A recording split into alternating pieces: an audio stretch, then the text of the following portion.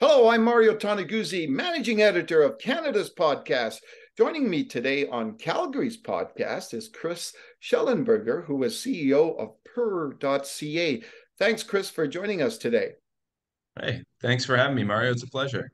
Well, let's start by just maybe if you could explain a little bit about what Purr.ca is and what you guys do. Okay. Okay. Purr.ca is the first ever online app that allows private sellers to list their vehicles for sale through local dealerships. And the goal is to help sellers get a full price for their vehicle opposed to a lower trade-in price, which most people are used to. Mm-hmm. Tell me a little bit about the history behind it. How did this Okay. start and why did it start?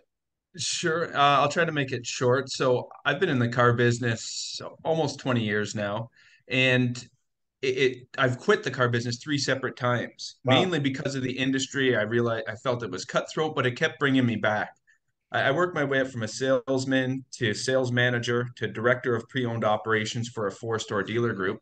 And I realized when customers came in, when we gave them trade numbers, they were never good enough for what the clients wanted. Everyone know that dealers buy low and then sell high. Yeah. So I tried to come up with a way where we could help get people more money for their vehicles. And the only way to do that was to retail the vehicle to the public for them. So I started a business. I had a pop-up tent behind a car wash. Huh. And I would just tell people I want to help sell your car when they came by. And then I ended up getting one vehicle on the lot, two vehicles, and then I grew it into about 100 vehicles on my lot, and I'd sell 30 of those every month, just helping people get a fair price for their vehicle in a small town of Red Deer, Alberta. Huh. And then after that, I wanted to scale across the country and I wanted to help more people get more money for their vehicles. So what we did is we create a platform that allows local dealerships to just implement this turnkey solution so they can help sellers in their area sell their vehicles for a full price. And then in turn, it helps the dealers get inventory that they don't have to pay for. So it's a win-win for both parties. Okay. Tell me a little bit about the name, how that come about. So it was actually called reverse dealer before. So to be the exact opposite, to help sellers get as much money for their vehicle as they can. And then we actually approached a marketing company and then we went through a name change. Reverse dealer was a little too long. So we ended up going with purr, which is a well-oiled machine. When an engine purrs, it's a well-oiled machine. It just works. And then we kind of played on the cat sound of purr. And then that's how one of it's not a logo. Our logo is purr, Purr, but then we have like a sub logo that's like a cat that kind of we Yeah. play throughout our advertisement that you'll see a bunch of different animations. So, when starting this up, what was the biggest challenge you faced in starting up this new enterprise, so to speak? Yeah. I think the biggest challenge we've had a couple. The two biggest there's two sides. There's the sellers and then there's the dealers. So I'll focus on Yeah. first the sellers. The sellers don't believe it's true. They don't believe like, oh, you're just another deal that's going to help. You're really going to get me more money. At first, they don't believe it, but then they're hesitant. Then they try it, and after they try it, they're so happy they did, and then they go and tell everyone about it because they're like, it actually is real. So getting people to trust, especially private sellers or sellers, to trust when in an industry that is not filled with trust, we have to overcome that by being this new because every dealership will Oh, say, oh, we're smiles, it's all good, but like it's there's no real trust there. So we're trying to build a company with full transparency where we know what the buyer made, what the seller made, and what the dealer made. We know all the how it all worked. And then the other part on the dealer side is just getting the dealerships to a lot of dealers like to own their own inventory. But so moving to more of a consignment model, hmm. it's educating the dealers that they can actually make more money and have less cost. That sounds too good to be true to them as well. So we're proving through a few dealers now that they can have maximum success in turning vehicles, helping sellers, getting more customers, and help retaining more customers. Hmm. Um, so so this is available throughout Canada? Right now, we're in Ontario and Alberta only at the moment. Okay, your plans to expand? Yeah, absolutely. Ontario, United States. Our next city we're planning on opening up is Chicago. Oh, cool. Why there? Mhm. Well, we have a couple advisors on our team, and there's a couple different cities we could have picked, and we just ended up landing on Chicago. There's no like specific hard reason for that, but we feel it's pretty good population and just fits our demographic pretty well. So, Chris, tell me from the beginning, I guess, what got you into this car business? Um, it was a weird story. So I was actually I'm a chicken farmer. I was born on a chicken farm of 100,000 chickens. Grew up till I was 20 years old. Then I moved out west to Alberta to follow the oil field money. And I was in the oil making lots of money. Bought my first house when I was 21. But then I realized I wanted to live in my house. In the oil field, you're always working. So I Yeah. was pipelining, just very busy. And then after that, or during the oil field, I read a book called Rich Dad Poor Dad by Robert Kiyosaki. And it says if you want to own your own business, which I've always wanted, you have to learn sales and then you have to learn accounting. So Mm. I quit the oil field and I volunteered. I think I'm the first person ever to volunteer at a car dealership. So I just said, all I want to do is just shadow your top salespeople. I just want to learn how to sell. And Wow. I remember the two managers like look at each other like, what? Volunteer? So, and then there's like, yeah, sure, go ahead, follow. And then so I followed for the first month, and the next month I was the salesperson of the month. And then the month after that, everyone turned on me that it's in the dealership because I was so aggressive at taking the leads. And then yeah, it just ended up, and then oddly, I stopped selling cars and then I went and sold vacuums door to door. So I did door to door vacuum sales, climbed up the ladder there, and then opened up my own office. And then we just started selling vacuums across Ontario. And then our factory got bought out, ended up almost going bankrupt. So I had to go sell cars again. And then it's been that back and forth my whole life. So So, what was the appeal for you to own your own business and be an entrepreneur? um my grandpa he's a serial entrepreneur, inventor, and I think it's just in my blood. I don't know if there's any specific thing. Like I've always been just selling things, just always trying to flip things, make money. And I don't know, it's just in me. I don't think there's a specific thing I can think of that made me want to become. It's just like in me for some reason. I don't know if I have a good answer for that. Yeah. So, what is when you look at the area of selling, uh, what's the key? What's the The key to being key, a successful salesperson? I think there's a couple things. You have to believe in what you're selling. I think that's it's very important. You have to believe in it. Um, Another piece is being relatable. I think it's very important to relate to the people you're talking to.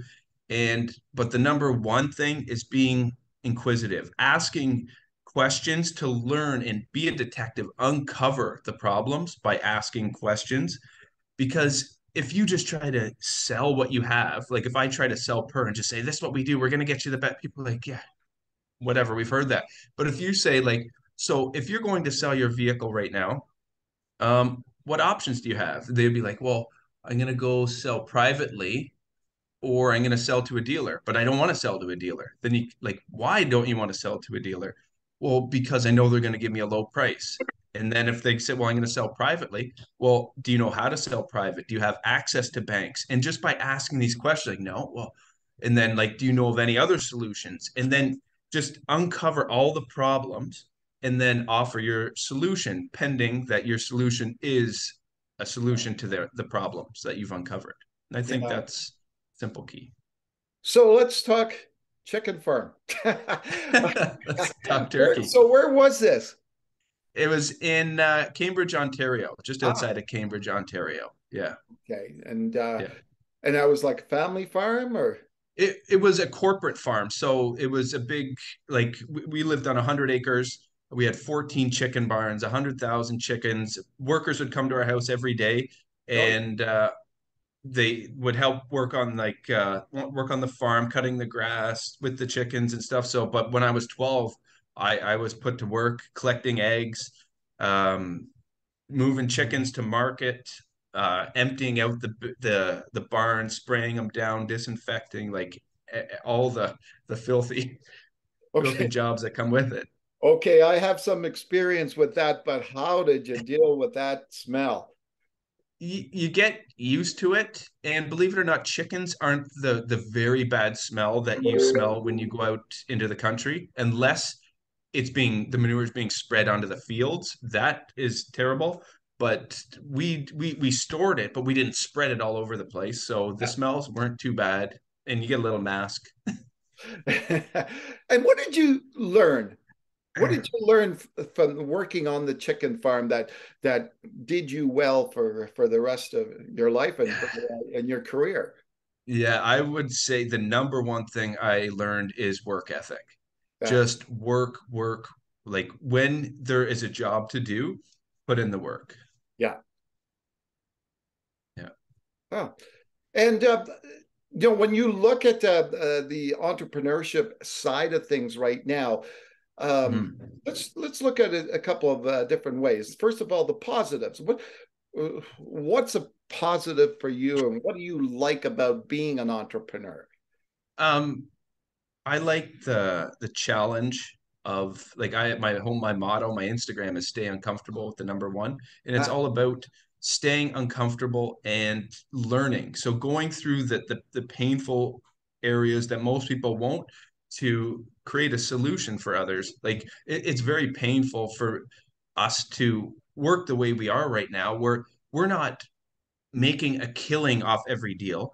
yeah. All we're trying to do is help sellers. We're trying to give first, and we have a long-term play, and it's all about, to me, the challenge. That's what I enjoy. The working hard at something, even though it's very difficult, Yeah. but it does allow hopefully freedom in the future, Mm. potentially. So like I'm not looking to retire or anything, but I do just like having the freedom so I'm not trapped. Yeah. Even though right now I'm trapped for time because I'm out working, working, working to try Yeah. to free up for later. So what on the flip side of things, what's kind of the negatives of being an entrepreneur? What don't you like about it? There's a lot of stress. Like Yeah. there's some good moments, but they're never long lasting. There's always problems to solve, and they can pile up, and they can be very stressful. And I think that's the most difficult. And then time away from family. I have three kids, a wife. Like there's a lot of time. Like right now, I'm in Ontario. My whole family's back in Alberta, and it's just yeah, very time consuming. But then there are times where if I had a regular 9 to 5, I might not be able to make certain things as well. So it's Yeah. Okay. challenging. So, obviously, we all know that it's a 24/7 job, basically being an Yeah. entrepreneur. What do you do, when you do have spare time? What do you do to relax and enjoy yourself, de-stress Uh, yourself? so it's been getting busier and busier. So it's becoming a little bit less, but I practice jujitsu. Oh, So whenever even though the last couple months I have not been able to, like, so I'm a purple belt in Brazilian jiu-jitsu, oh, and that is like my number one de-stressor, like the brotherhood of the people, and then the challenge of getting your butt kicked every single day on the mats. Like yeah. but but it's physically it like you release a lot of stress there too. Wow. So that's one of the things I really love to do. And my two of my kids started soccer this year, so watching them play soccer is very relaxing for me. And just hanging out with the wife and kids at home. Yeah. Do you think Not much that's time for it. Yeah, do you think that's one of the biggest challenges for being an entrepreneur is finding that balance where it's not work like all the time? It has to be. Yeah. I can't speak for other people, but I don't know how you could possibly be so immersed into something that's so difficult and not struggle with the balance. So it feels like I have my family and at home, and then I have the business, which feels like another family member. So it's like you got to balance them, and then they they help each other. Yeah. And yeah, so it has to be difficult for other entrepreneurs. And if there is a solution out there to make it all succeed with having little less time, then please let me know. Yeah, I guess, in many ways you talk about Purr and, being, a well running and a smooth machine type thing.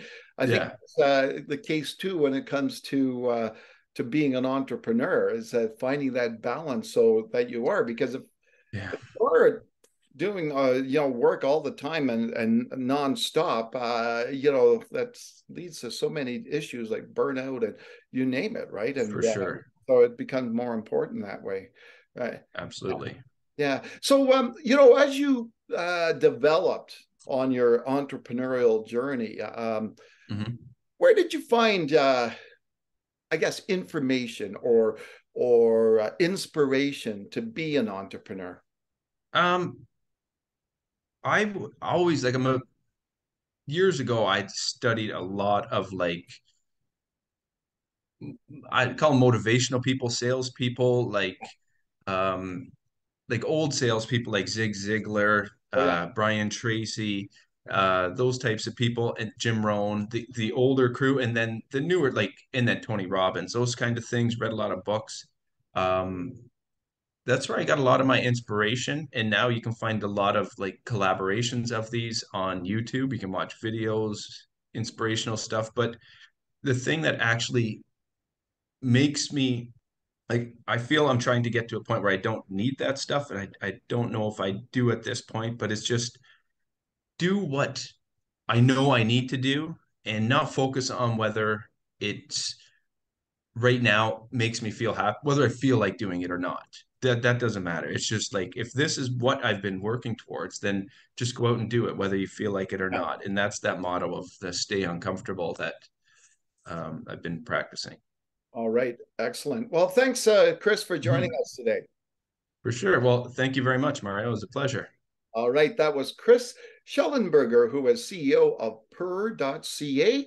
I'm Mario Toneguzzi, managing editor of Canada's podcast, today with Calgary's podcast. Thanks for joining us.